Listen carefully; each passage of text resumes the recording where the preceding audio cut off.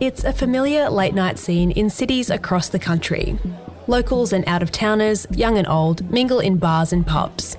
They spin around dance floors and strike up conversations while bartenders mix drinks and pour beers. It unfolded just like that at Sydney's Slip Inn back in the year 2000. A young Australian marketing executive named Mary Donaldson was introduced to a handsome Dane who'd tagged along to the Olympic Games with the Danish national sailing team, as you do. They hit it off, and the rest, as they say, is quite literally history. That's because when we woke up this morning, one of ours was a queen. Royal life started quietly for that marketing executive from Tasmania. The first time that we met or shook hands, I did not know he was the Crown Prince of Denmark. It was perhaps half an hour later that someone came up to me and said, "Do you know who these people are?" For the next year, Mary and Frederik, then Denmark's Crown Prince, did the long-distance thing in private. In 2002, Mary relocated to Copenhagen and started taking Danish language lessons. Frederik popped the question in 2003. The Danes simply can't get enough of Mary Donaldson and her handsome Prince Frederik. Thousands of people turned out to celebrate their engagement before they were taken away to meet the media for the first time. And that's when Mary's road to the throne began in earnest. She appeared on an episode of 60 Minutes following the announcement of her engagement to Frederik. Has it sunk in yet that you will be the next Queen of Denmark? Not completely, no. As I've said a few times today is the first day that I really begin in this role. Their wedding the following year in 2004 made Crown Princess Mary the first Australian-born royal in Europe's history. The crowd's getting excited. The 32-year-old businesswoman and lawyer, Mary Donaldson, and her father appear to be arriving at the Old Lady Lutheran Cathedral. I think Frederik knows. She's here. Their early years as husband and wife were blessed with 4 children. Prince Christian, followed by Isabella and twins Vincent and Josephine. In May, they'll celebrate their 20th wedding anniversary as King and Queen, though, like many marriages, it hasn't always been smooth sailing. Frederik has been caught in the middle of a public spat between his mother, Queen Margrethe II, and his brother, Prince Joachim, over her decision to remove the royal titles of Joachim's children. Mary and Frederik's own children were caught up in a scandal after allegations of bullying and abuse at their school was exposed in a 2022 documentary. Prince Christian was subsequently removed from the school, and the royals' plans for Princess Isabella's education had also changed. And more recently, it was alleged that the former party Prince Frederik was engaged in an extramarital affair with a Mexican socialite. The woman in question, Genevieve Casanova, has denied anything untoward happened.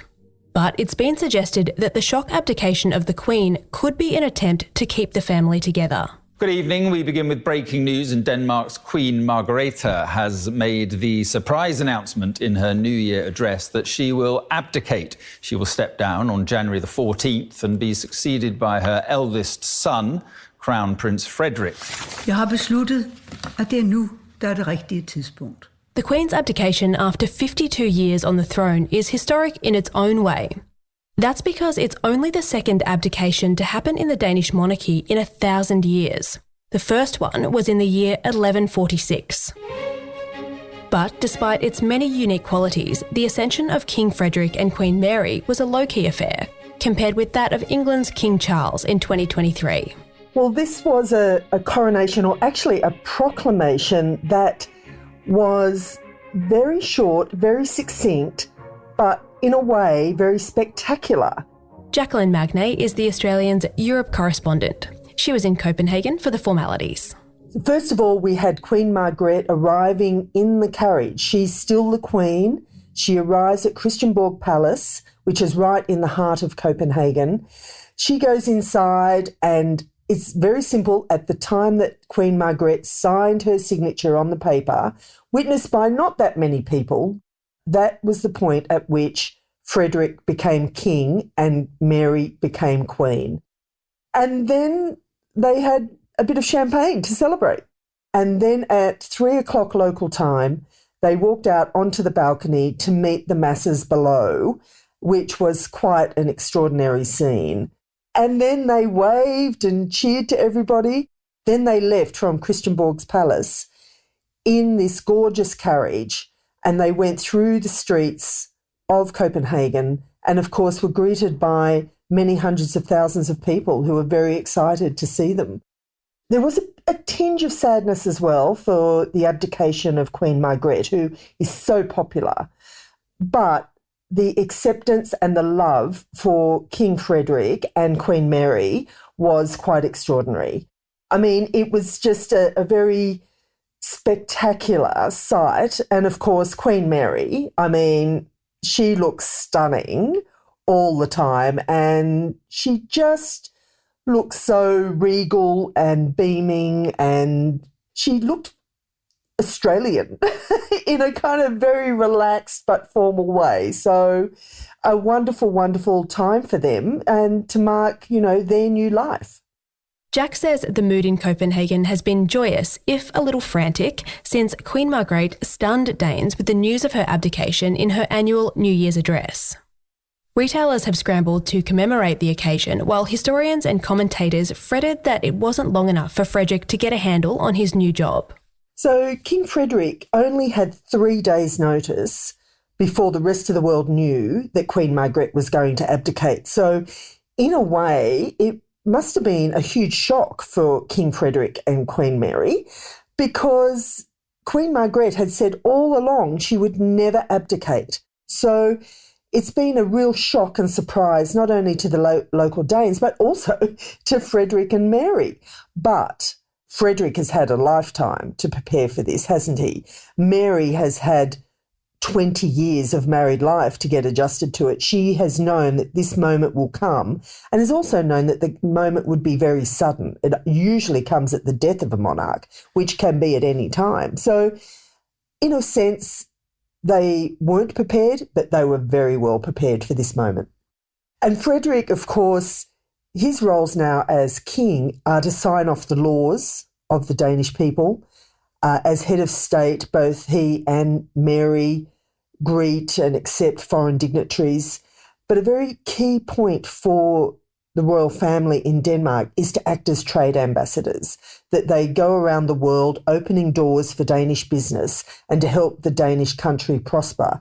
And just this week, the Parliament has approved new monies to the new King and Queen in order for them to do even more of that trade work and more of that ambassadorship. So we're expecting to see Fred and Mary around the world a lot more, greeting and seeing a lot of foreign leaders, and also opening doors for Danish business. Coming up after this quick break, why we're all still mad for Mary.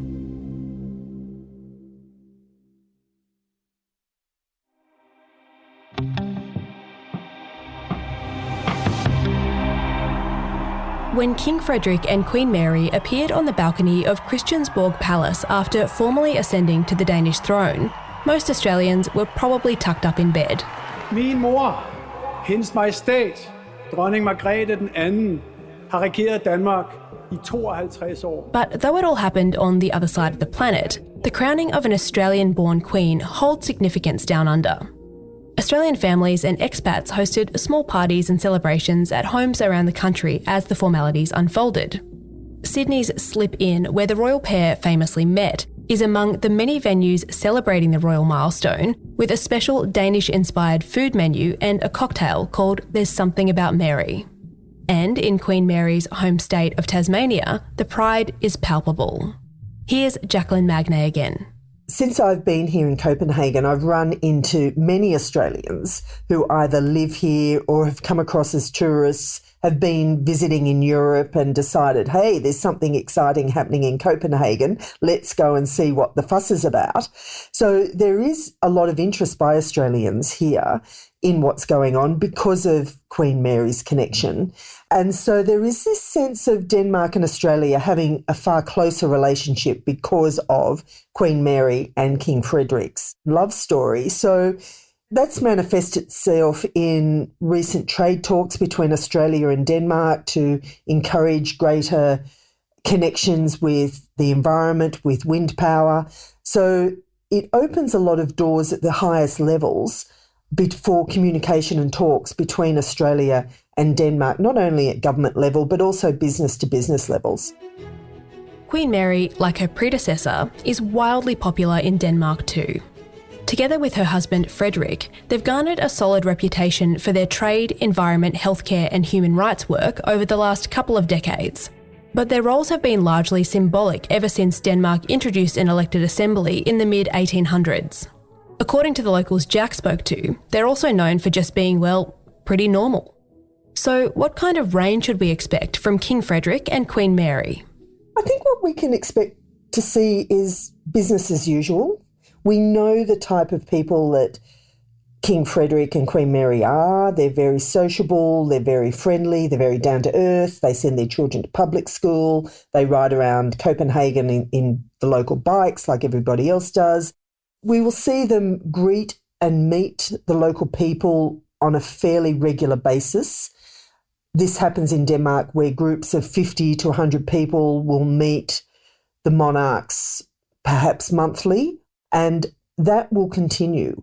We may see that the cause is close to their heart. So with Frederik, that's the environment. For Mary, it's health and sustainability. I think that some of those causes may have to get pushed aside because they're taking more of a role in the diplomatic space.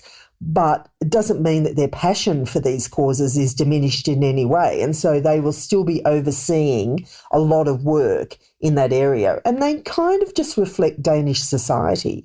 You know, the Danes are very progressive. People call this the woke country. And so you're going to have a king and queen that reflect that kind of wokeism here.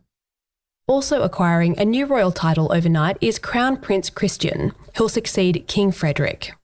Here's Associate Editor Jenna Clark. Prince Christian turned 18 last year, and it was marked by his very first sort of official appearances where the Queen and his parents hosted this incredible white tie ball at Amalienborg Palace, where the young prince actually got up and spoke publicly for the very first time. He was so nervous, but he actually spoke of how Denmark is his home, but he did speak of his Australian connection through his mother, Princess Mary. And it was actually really lovely just to see Mary actually well up when she was hearing Christian speak about what he's expected to be a life of service and things like that. Interestingly, he is Europe's first digital native heir, meaning his entire life has been captured on digital media, in the media, and also social media. So it's going to be really interesting to see how the young Crown Prince does navigate that moving forward, whether he takes a more private approach because, of course, he's continuing his university studies, but then also he may take a leaf out of someone like Prince William's book and maybe start establishing himself away from his mum and dad on social media. Jenna Clark is an Associate Editor with The Australian and Jacqueline Magnay is our Europe correspondent. You can see all the photos from the ascension of King Frederik and Queen Mary, as well as our rolling coverage of their first days on the throne, right now at theaustralian.com.au.